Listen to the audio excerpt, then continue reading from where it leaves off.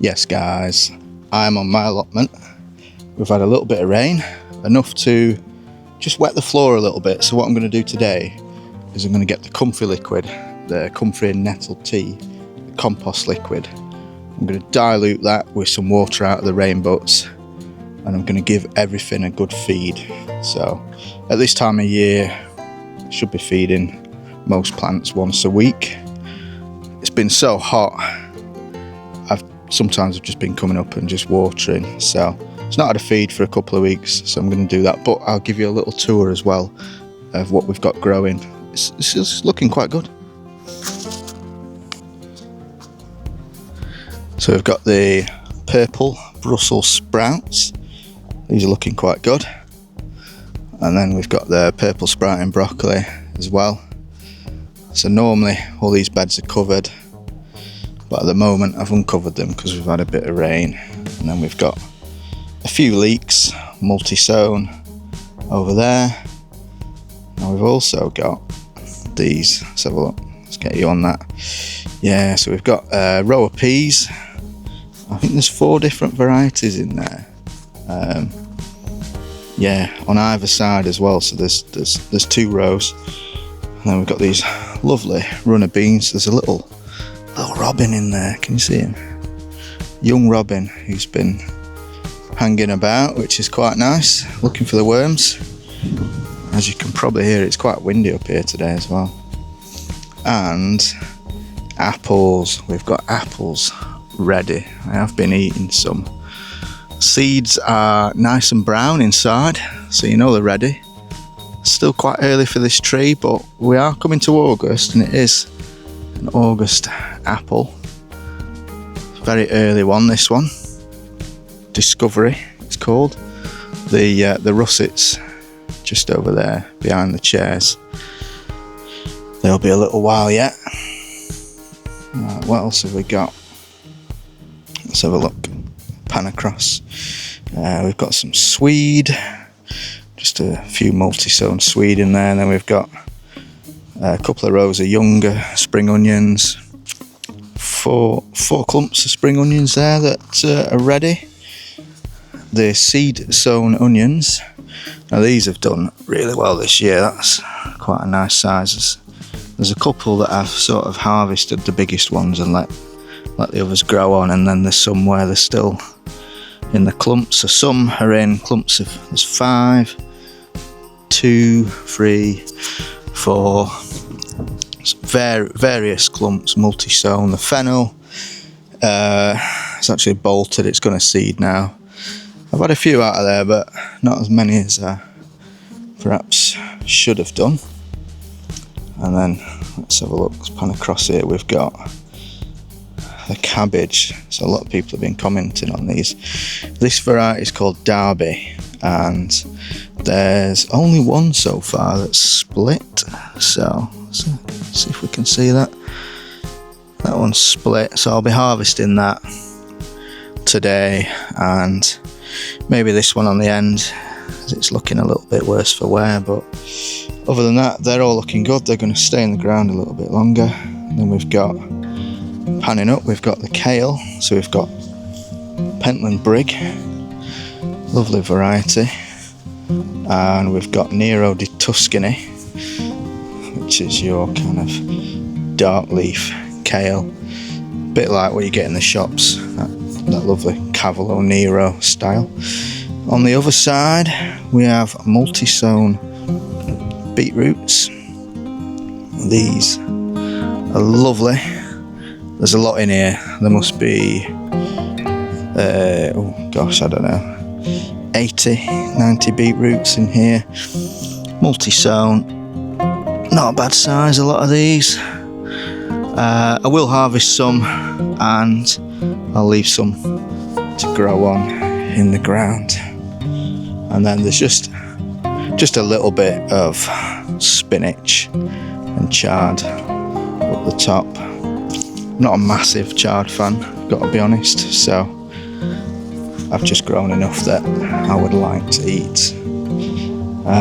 This had lettuce in, that's all come out. Celery leaf, so that wants a good harvest and it'll grow back. It's a bit of a cut and come again. We've got more lettuce. This has sort of come to the end of it. We've been harvesting that, but it's now gone to flower, so that'll be coming out, and the rocket will be going in.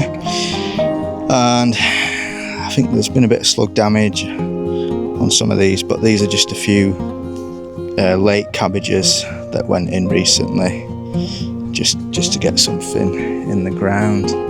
The orchard, I've shown you a couple of the apples already, is looking somewhat overgrown from here, but actually it's not too bad. In fact, I'll show you the wildlife ponds. We'll skip through here. Seedling trays. We've got some basil to put in and some calendula again to go out, some late stuff. There were some tomatoes in here. Let's have a look. But these are experiencing a bit of blight in there. I think it's just been too hot, to be fair. And then we've got some peppers that didn't get planted, and some celery that's going to go in here in the tunnel. Cucumbers.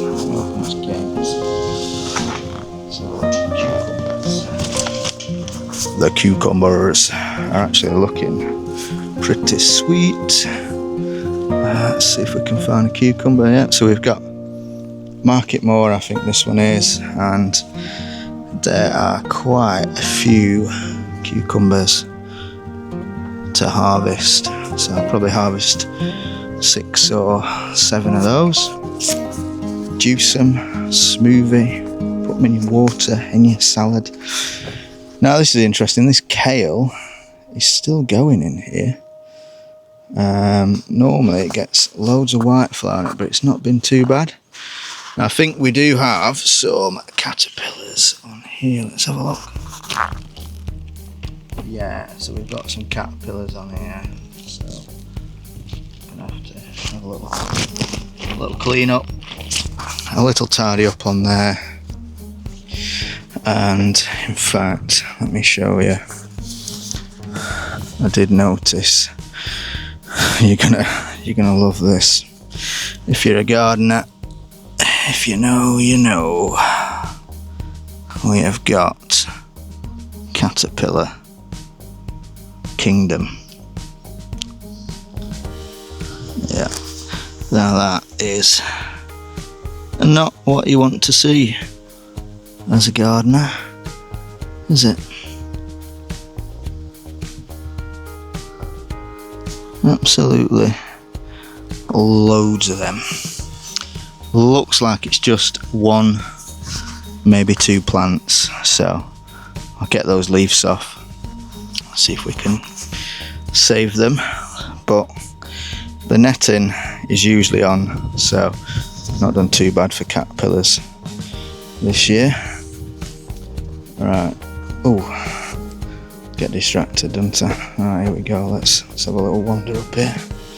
Well, this area here, now that is all it's got the weed matting down, the mypex, so that is going to be probably some more beetroots, chard, and the winter kale, probably 2 rows in there. Same again for that area that's under cover there, just terminating any weeds. That's probably going to be winter kale as well, I think. And then up here we've got some courgettes. There are a few, just a few that won't pick in. Let's see if I can get down, because they're getting, some of these are getting a bit big. But I don't know if you can see that, we've got squash. So the squash is looking good. We've got quite a few of those knocking about. This is Oregon Homestead, that variety in there. Courgettes haven't done amazing, to be honest. I don't know whether it's just too hot or what. But the squash picking up, and then I just put a few late ones through the cover, through the weed matting on here. We're starting to get a bit of fruit on those. I'm going to harvest these later. These were potatoes in pots, just taking up a bit of that dead space there. And then we've got more squash planted just through the weed matting down the side of the polytunnel. To walk down here without standing on the roots. Right, so I think, as you can see, there's a few squash in there. Some more growing in there as well. And that's the bottom greenhouse. And then we're into, oh, the wind has blown that empty water butt over. So we've got the wildlife pond, number 1. The duckweed has taken over this a little bit, and the water level is not too bad. It's low, so we've had a bit of rainwater in the butt, so we might be able to top that up. And then this is the other side of the orchard. Like I say, it's a bit overgrown, but we've got the pears are looking good. Looking forward to those, and the big cooking apple tree there, which is looking great. Got a lot of brush and brambles, blackberries, and then this is one of my favourite bits here, sunflowers. Look at these, they're absolutely incredible, beautiful colour. They're about 9 foot tall, they are, a lot taller than me. This second wildlife pond, that has survived pretty well actually. Still got a really good water level in it, and it's looking good. So we've had newts in here, we've had frogs in the pond next door, a lot of duckweed, so it's going to need a bit of a clean. But yeah, we've had dragonflies in there. We've got the hazel tree is looking good, and there were some hazel fruit on there. I'll have to have a look for that. So this is the allotment, how it's looking right now. Not too shabby. Gone sideways. There we go. So yeah, that's the allotment. That's how it's looking. Have I forgot anything? Yeah, the aggretti's still growing away. Still looking good. Tomatoes are sort of everywhere, really. Yeah, so we've got the first greenhouse. The second one I'll show you, and we've got the tomatoes in here. So I think there's about 15 pots of tomatoes, and I'm just letting them bush. So I've had quite a few ripe ones already, but I imagine it won't be long before we've got a real big flush of tomatoes in there. I'm not a massive tomato eater, so just grown a few. And then let's have a look. We've got a hot composter. Let's have a look in there. And that's heating up. Just put a little bit of stuff in there. We need to fill that up.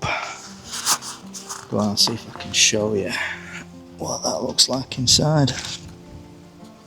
Oh yeah, so that is ready to harvest. That's some good looking compost there. Definitely gonna have to get that onto some beds.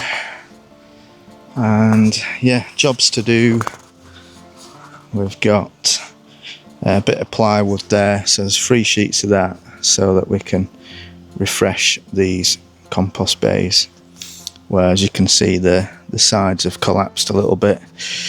That bay there is full of leaf mould that wants digging out, and then under here that is a compost bay with compost that's all ready.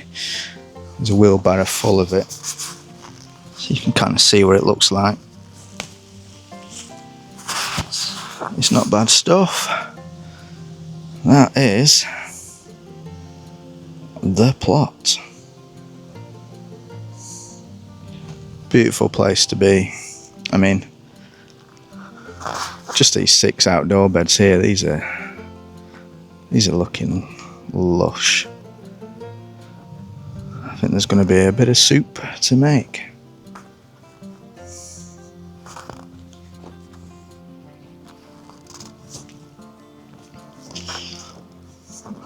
Thanks for joining me. Let me know what you're growing. Let me know if you've got any similarities. Share any tips. As some of you might know, I used to be a professional grower for many years, and it's just nice now to potter about on your own allotment and not have to worry about the pressures of commercial gardening and try new things and experiment, as well as eating lots of beautiful organic homegrown produce. That's the win, I think. The more local, homegrown, organic, wildlife friendly produce you can eat, the better. Better for you, better for the wildlife, better for the planet, better for everything. Awesome. Right, cheers guys, catch you soon.